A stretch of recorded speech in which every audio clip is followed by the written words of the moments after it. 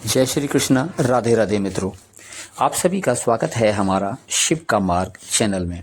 मित्रों, आज की वीडियो हमारी थोड़ी अलग होने वाली है क्योंकि आज हम चर्चा करने वाले हैं सनातन धर्म के हिंदी के महीने, ऋतुओं और संवत के बारे में। इसके बारे में आजकल के नौजवानों को शायद पता नहीं होता कि कौन सी ऋतु चल रही है, कौन सा महीना चल रहा है और कौन सा संवत चल रहा है। तो आइए वीडियो को शुरू कर लेते हैं। चैत्र और वैशाख ये 2 मास वसंत ऋतु के मास है। माधव, मधु माधव।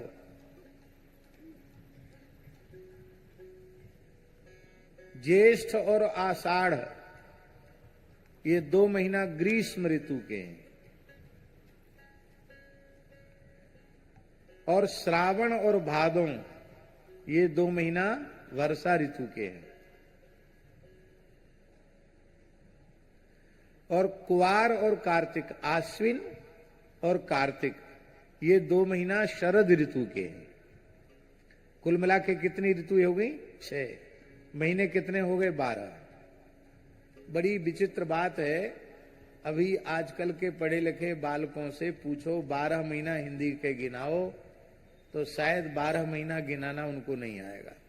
जनवरी फरवरी तो करेंगे, पर चैत्र वैशाख ज्येष्ठ आषाढ़ सावन भादो कुवार कार्तिक अगन पूस माघ फाल्गुन ये नहीं गिना सकते। जब महीने ही नहीं गिना सकते तो हिंदी तिथियां तो बिल्कुल भूल ही गई लोगों को। फिर हिंदी तिथियों में भी शुक्ल पक्ष है कि कृष्ण पक्ष है, ये पक्ष भी लोगों को भूल गया। भाई, ये जानकारी अपने बालक बालिकाओं को अवश्य देनी चाहिए। संवत भूल गया। हम लोग विक्रम संवत मानते हैं और विक्रम संवत 2082 समय चल रहा है। हम लोगों का नव संवत्सर चैत्र शुक्ल प्रतिपदा को बदलता है और अंग्रेजी वालों का नया साल रात को 12 बजे बदलता है और हम लोगों का नया साल सूर्योदय के साथ शुरू होता है, प्रकाश के साथ शुरू होता है और वो घोर अंधकार में आधी रात 12 बजे। उसको मनाते समय, अंग्रेजी नए साल को मनाते समय मनुष्य मनुष्य नहीं रह जाता, मनुष्य राक्षस हो जाता है, असुर बन जाता है। जो नहीं खाना चाहिए वो खाएगा, जो नहीं पीना चाहिए वो पिएगा, जहां नहीं जाना चाहिए वहां जाएगा, जो नहीं करना चाहिए वो करेगा। तो फिर मनुष्य मनुष्य रहा कि असुर हो गया, राक्षस हो गया। पाश्चात्य सभ्यता हमें असुर बनाने वाली है और भारतीय सनातन सभ्यता हमें मनुष्य नहीं, हमें मनुष्य से देवता बनाने वाली है।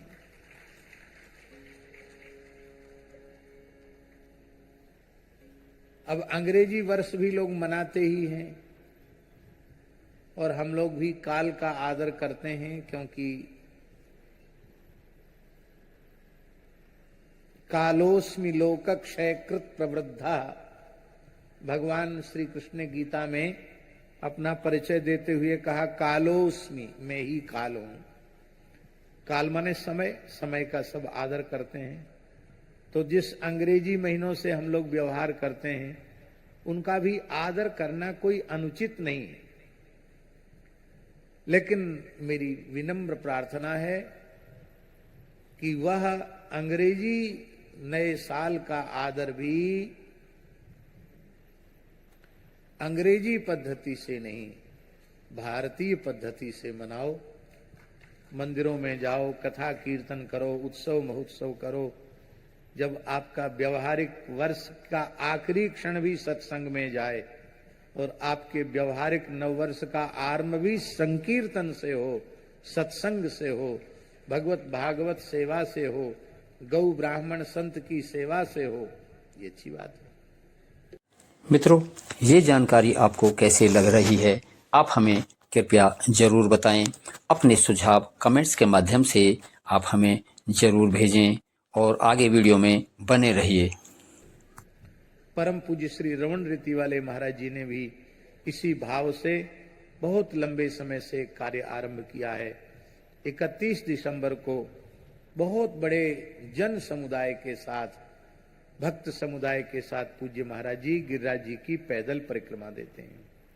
हजारों की संख्या में लोग रहते हैं, सब संकीर्तन करते हुए चलते हैं और खूब प्रेम से भगवत प्रसाद लेते हुए चलते हैं और 8, 10, 12 घंटे लगते हैं परिक्रमा में और आराम से खूब नया साल मनाते हुए और फिर सवेरे लौट करके आते हैं। हमारे जोधपुर वाले श्री बाल व्यास श्री राधा कृष्ण जी गोवत्स जी, जिन्हें पूज्य पथमेड़ा महाराज जी ने अभी पथमेड़ा की सेवा का उत्तरदायित्व भी सौंपा है, ऐसे हमारे अत्यंत प्रिय गोवत्स श्री राधा कृष्ण जी भी इसी अवसर पर, नए अंग्रेजी साल के आगमन के अवसर पर अपने श्री राधा गोपाल प्रभु का रस महोत्सव मनाते हैं। इस बार चित्रकूट में रस महोत्सव था, बहुत संत पधारते हैं, बहुत प्रेमी वैष्णव आते हैं। कम से कम इतने लोगों में अच्छी प्रवृत्ति आती है। पर फिर हम निवेदन करें, अंग्रेजी वर्ष मनाना है आपको आवश्यक तो आप मनाइए, किंतु भारतीय हिंदू नववर्ष अवश्य मनाइए, नव संवत्सर अवश्य मनाइए। संप्राप्ते नववत्सरे प्रतिग्रहे कुर्यात् ध्वजारोहणम, हमारे यहाँ लिखा है महाराज जी ग्रंथों में, जब नया संवत्सर चैत्र शुक्ल प्रतिपदा को आरंभ हो तो हर घर में हनुमान जी की ध्वजा लगानी चाहिए, झंडा लगाना चाहिए हर घर में। कुर्यात् ध्वजारोहणम, ध्वजारोहणम। और अपने बड़े बूढ़ों को भी वस्त्र बनवाने चाहिए, नए संवत्सर पर नए कपड़े, और छोटे बच्चों को नए वस्त्र बनवाना चाहिए। और जो अपनी सौभाग्यवती बहू बेटियां हैं, यदि आपके पास सामर्थ्य है तो उन्हें स्वर्णादि के अलंकार भी नए देना चाहिए नए साल पर। और फिर अपने घर के कुल देवता की पूजा, कुल देवी की पूजा करनी चाहिए, पितरों का श्राद्ध करना चाहिए, कुल पुरोहित को बुला करके पंचांग का श्रवण करना चाहिए, माता पिता का पूजन करना चाहिए, उनके चरणों का प्रक्षालन करके उनका चरणामृत लेना चाहिए। बड़ा भाई वह छोटे भाई को स्नेह करे, छोटा भाई बड़े भाई के चरण का प्रक्षालन करके पूजन करे, उनको प्रणाम निवेदित करे, वो उन्हें आशीर्वाद दें। हैं? अब कुछ छोटे को कुछ दिया जाता है तो नए साल पर बड़ा छोटे को कुछ दे, और छोटा बड़े की पूजा करके उनसे आशीर्वाद ले। देवरानी जिठानी की पूजा करे और जिठानी देवरानी को खूब लाड़ प्यार करे। इस तरह का हमारे भारतीय पद्धति में, अब हम तो जानते नहीं कौन कौन से नाते रिश्ते होते हैं, सास ननद और कौन कौन भगवान जाने, वो सब आप लगा लेना अपने हिसाब से। तो वो सब माने पूरे वर्ष कोई ऊंच नीच व्यवहार में हो गई हो तो उसके लिए क्षमा याचना है।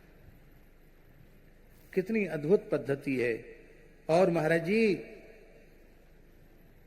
नया संवत्सर जब हम लोगों का शुरू होता है, विक्रम संवत्सर, तो सबसे पहले सवेरे क्या खाया जाता है जानते हो? क्या खाया जाता है? नीम की पत्ती।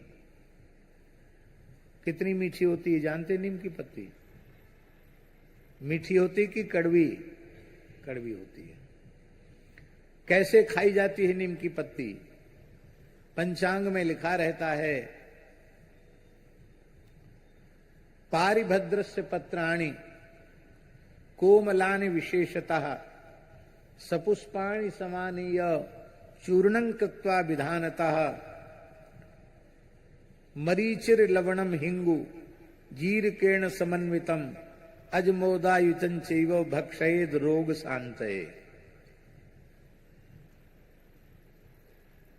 नए साल में नए संवत्सर के दिन पारिभद्र माने होता है नीम, नीम के कोमल कोमल पत्ते उसकी मंजरी के सहित लेकर धो करके सिल्लोड़ी पर रखना चाहिए और उनको पीसना चाहिए।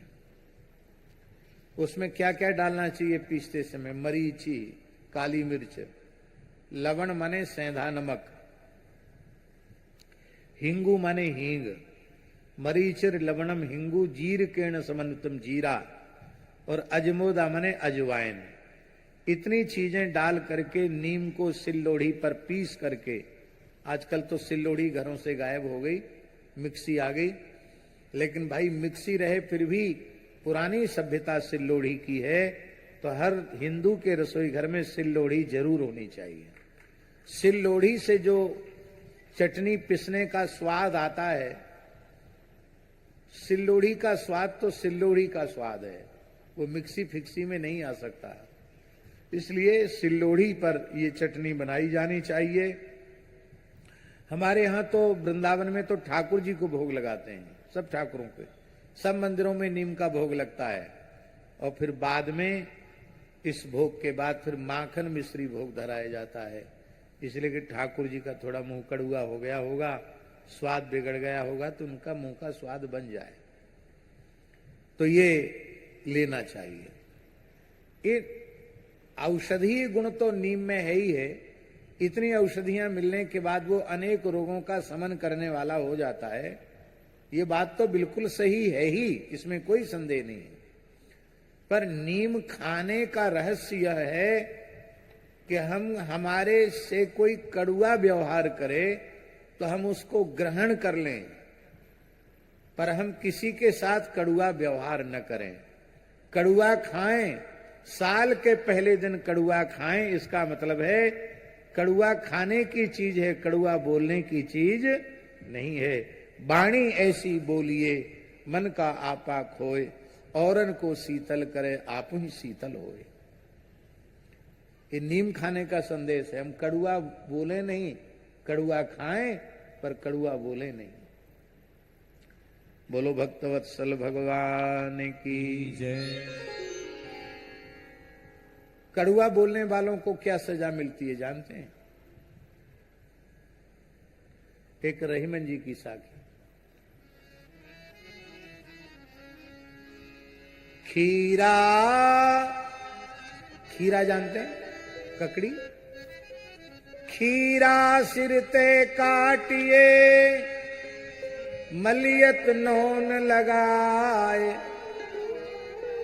देखा होगा, नमक लगा के घिसते हैं। खीरा सिरते काटिए मलियत नौन लवण लगाए, रही मन कड़ुए मुखन को चाहियत यही सजाए। कटुभाषियों को यही सजा देनी चाहिए। मित्रों, ये थी एक छोटी सी जानकारी हमारे देसी मास, ऋतु और महीनों को लेके जानकारी, और हमें नव वर्ष विक्रम संवत कैसे मनाना चाहिए। ये जानकारी आपको कैसे लगी आप हमें ज़रूर बताइएगा, और अपने कमेंट्स आप हमें ज़रूर बताइएगा, और इस जानकारी को आप जन जन तक पहुंचाएं, ताकि हमारे सनातन धर्म से जुड़े हुए लोगों को भी हमारे देसी महीनों के, ऋतुओं के नाम की जानकारी हो सके।